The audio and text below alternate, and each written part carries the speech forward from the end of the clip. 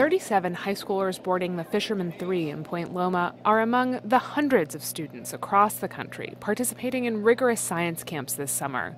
But these students come from 15 countries in Latin America, and unlike all of the other science camp participants, they're getting their lessons in Spanish. Pero hay uno por aquí. There's a lot of science camp in the United States, but most of them are in English. And so our idea was if we make this in Spanish, then we could have kids from every economic strata, not just like separating the ones that spoke English with not. And so that's what we tried to fulfill, and you actually see it. Most of the kids were chosen for the camp by their country's American embassy. They had to submit essays and go through interviews. Embassy sponsorships and scholarships mean none of these students had to pay for the 2-week camp, and the campers appreciate just how rare an opportunity this is. First, when they told me I got an interview, I couldn't believe it because I was happy.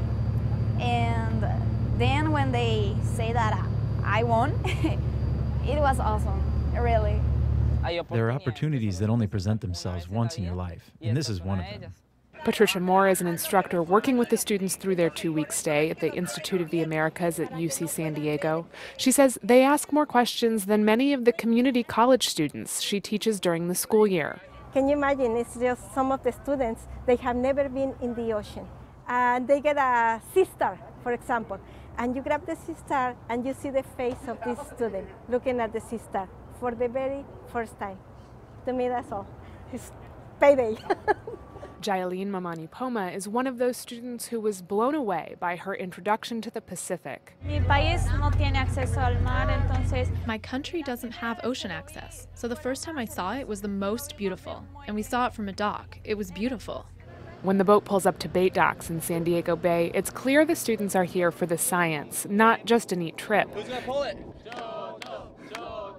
The crew scoops up muck from the bay floor for them to examine, and they jostle to get closer. Ramirez says the boat ride and visiting tide pools and the aquarium have just made him want to learn more about the ocean. It's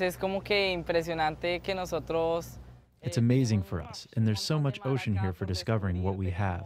All of these plants here, the biodiversity, the changes from one area to another. There's so much to keep learning, of course. Access to diverse marine environments is just one of the things that makes San Diego the perfect place to introduce students to a variety of scientific topics, says Lee Tabluski. We've got great science scholars here who love to talk with students. We have the wonderful ocean that's around us that gives us a great classroom, and we have great resources like Qualcomm and the San Diego Zoo that really embrace us and invite us in to talk about innovation and to talk about things like the California condor. The 2-week camp is about more than fun trips, though. Students are working in small groups back in labs at UC San Diego on research and innovation projects. Vasquez says her group is designing a portable blood test. It's quick, it's efficient, and we're working on that. And for science, we're doing an experiment